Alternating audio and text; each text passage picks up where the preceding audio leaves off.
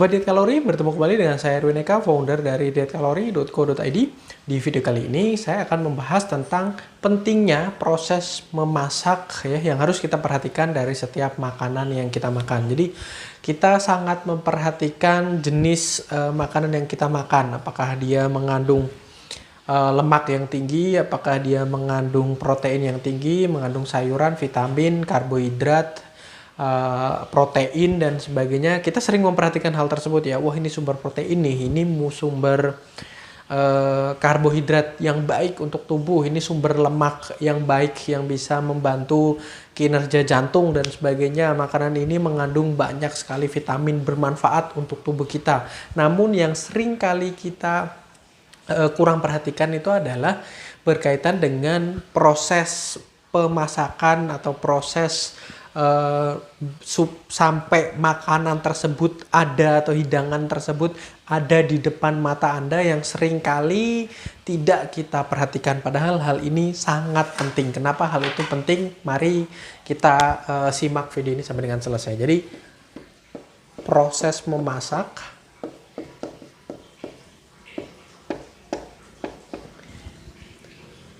itu penting.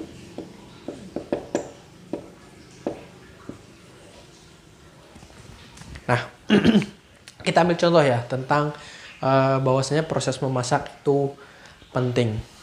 Kentang ya,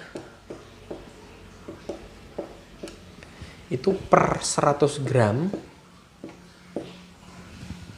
itu mengandung sekitar 180 kilokalori. Oke, ini banyak sekali jurnal-jurnal yang menjabarkan tentang hal ini. Hanya saja kita sering memperhatikan hal ini hanya sampai di sini. Padahal kentang yang 100 gram yang mengandung 180 kilokalori itu kentang yang seperti apa? Atau kentang yang disajikan dalam bentuk apa? Ya. Kentang yang 180 kilokalori ini hanya kentang rebus atau dikukus begitu ya. Bahkan tidak ditambahkan perasa gitu ya. Karena kalau kentang ini sudah berubah menjadi perkedel, tidak akan mengandung segini. Bahkan ya, kentang 100 gram yang dibentuk dalam French fries ya, kentang goreng seperti itu ya, per 100 gram itu bisa naik sampai mencapai hampir 500 kilokalori. 3 kali lipat ya. Apalagi deep frying ya. Kalau misalnya digoreng dalam bentuk yang dengan minyak panas ya, di dip gitu ya, dimasukkan ke dalam minyak yang benar-benar panas sampai dia kering gitu ya, terus masih ditambahkan lagi dengan perasa ya, ada garam, ada bumbu penyedap yang ditaburkan, masih ditambahkan lagi, biasanya kita dicocolkan di saus sambal, saus tomat, itu akan naik lagi sampai 600 kilokalori. Nah, inilah pentingnya proses ya penyajian yang harus benar-benar kita perhatikan. Bahkan tidak hanya kentang saja, banyak sekali ya. Jadi pisang pun juga semacam seperti itu. Pisang tidak dimakan ya, biasanya pisang itu tidak dimasak ya maksud saya. Kalau dimakan sih dimakan gitu, tapi biasanya dalam kondisi mentah atau seringnya direbus gitulah. Itu tidak begitu menambahkan jumlah kalori di dalamnya. Itu per 100 gram itu, bahkan beberapa pisang itu sangat rendah di angka 80 kilokalori sampai dengan 90 kilokalori gitu, tergantung pisangnya masing-masing gitu. Tapi ketika dia dibikin dalam bentuk keripik ya, keripik pisang, biasanya ditambahkan gula ya, atau ada yang suka asin juga gitu ya, ditambahkan penyedap dan sebagainya. 100 gramnya itu bisa sama 500 kilokalori karena digoreng minyak dan sebagainya gitu ya. Itu menambahkan jumlah kalori di dalamnya. Inilah proses memasak itu menjadi sangat-sangat penting gitu. Terlebih lagi kalau masakan yang disajikan dalam bentuk digoreng itu akan menaikkan sampai beberapa kali lipat minyak itu ya. Eh, per sendoknya itu sangat tinggi ya, 10 ml itu aja bisa sampai 200 kilokalori gitu ya, sekitaran satu sendok makan itu saja gitu. Itu sangat tinggi minyak kelapa sawit ya. Minyak-minyak lain akan punya jumlah kalori yang berbeda, namun yang lazim dimanfaatkan biasanya adalah minyak kelapa sawit. Apalagi kalau makanan yang di deep begitu ya, digoreng yang benar-benar dalam minyak yang panas, artinya minyaknya meresap sampai ke dalam, membuat memang makanan-makanan ini akan lebih enak ya, lebih crispy, lebih benar-benar terasa renyah sampai ke dalam dan akan awet begitu. Ini juga salah satu penyebab juga kenapa mie instan itu kalorinya cukup tinggi ya. Kalori dari mie instan itu salah satunya adalah dari proses pemasakannya. Mie instan kan digoreng terlebih dahulu ya, setelah dicetak dalam bentuk tepung semacam seperti itu, dibentuk terus kemudian digoreng supaya lebih awet, dan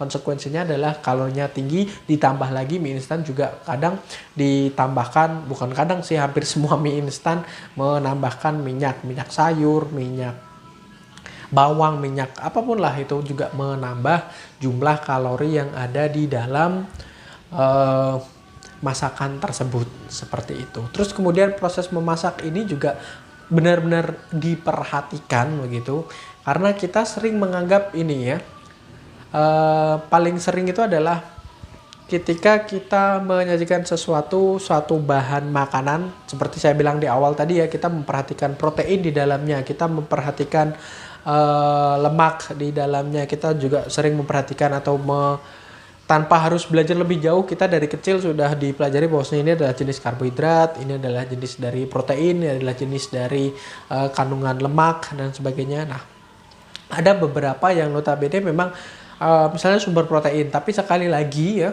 sama-sama sumber protein, proses memasaknya ini ya, dan proses penyajiannya lah secara keseluruhan itu juga mempengaruhi jumlah kalori yang terdapat di dalam makanan tersebut. Ambil contoh ya, ayam, daging ayam ya. Kita akan membaginya menjadi dua, sayap dan dada. Kira-kira mana yang lebih tinggi kalorinya dengan jumlah yang sama? Yep, sayap ya, jumlah gram takaran yang sama itu antara dada dan sayap lebih banyak sayapnya, padahal sama-sama terdiri dari ayam, semacam seperti itu. Dan apalagi kalau dada itu kan sering kadang tanpa kulit gitu ya, hanya dada itu sumber protein yang sangat rendah lemak, sangat rendah kalori ya, nutrisinya tinggi gitu ya, sumber protein yang benar-benar bagus jika dibandingkan dengan sayap. Sayap kan memang dipenuhi dengan kulit gitu ya, dan ya, salah satu yang biasa kita makan ya, sama-sama ayam, sayap itu mengandung kalau jumlah kalori yang cukup tinggi seperti itu. Ini juga harus diperhatikan sebagai proses penyajian sebuah masakan atau proses memasak. Selain apakah dia digoreng, ditambahkan dengan minyak, ditambahkan dengan bumbu-bumbu dan sebagainya, dan juga sama-sama bahan bakunya ayam, kita perhatikan juga bagian mana dan sebagainya seperti itu. Belum lagi nanti di sama-sama ayam ada dagingnya, ada cekernya, ada ya bagian yang mengandung kulit itu akan lebih banyak mengandung kalori yang lebih tinggi ya. Paha itu akan lebih tinggi daripada dada, sayap apalagi gitu, ceker apalagi, terus kemudian kulit dan jeroan dan sebagainya. Nanti di video saya yang lain akan membahas hal tersebut. Cuman fokus kita adalah pentingnya ini tadi, mau memperhatikan proses memasaknya seperti itu. Saya tidak terus kemudian melarang kalian untuk mengkonsumsi gorengan, keripik, chips dan sebagainya, atau sayap dan sebagainya, boleh gitu. Cuman harus diperhatikan ini gitu. Terus ini penting gitu ya, karena ya misalnya kayak sayap, terus makanan-makanan yang digoreng selain tinggi kalorinya juga yang menyebabkan dia tinggi kan dari minyaknya, dari lemaknya ya untuk sayap ini. Nah itu juga tidak akan baik jika dikonsumsi secara berlebihan. Sesekali boleh, sekali lagi saya membebaskan kalian untuk makan apapun selama itu baik, selama itu bersih, selama itu halal, selama itu benar-benar terjaga kebersihannya, ya boleh-boleh saja gitu, dan memang rasanya enak gitu, it's okay. Silahkan kalian makan, tapi tahu batas gitu. Terus kemudian tidak menjadikan itu sebagai sebuah menu harian yang terlalu sering untuk dikonsumsi. Sesekali ya,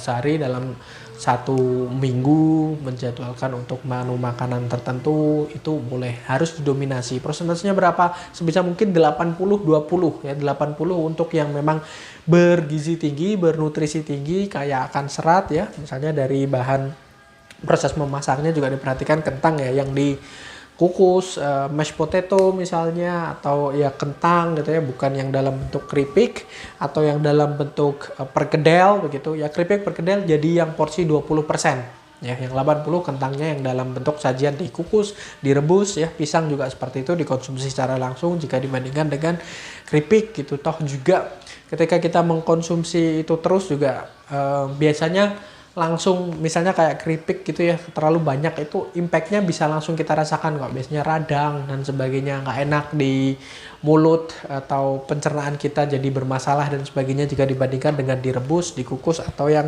pisang yang memang sudah masak dari pohonnya seperti itu. Sama juga dengan dada gini kan, apalagi kalau tanpa kulit itu di pencernaan kita terasa kenyang lebih lama, kita akan merasakan manfaatnya. Kalau kita benar-benar memperhatikan proses ini tadi ya, yang saya bilang penting itu tadi, kita akan serta-merta langsung merasakan hal tersebut.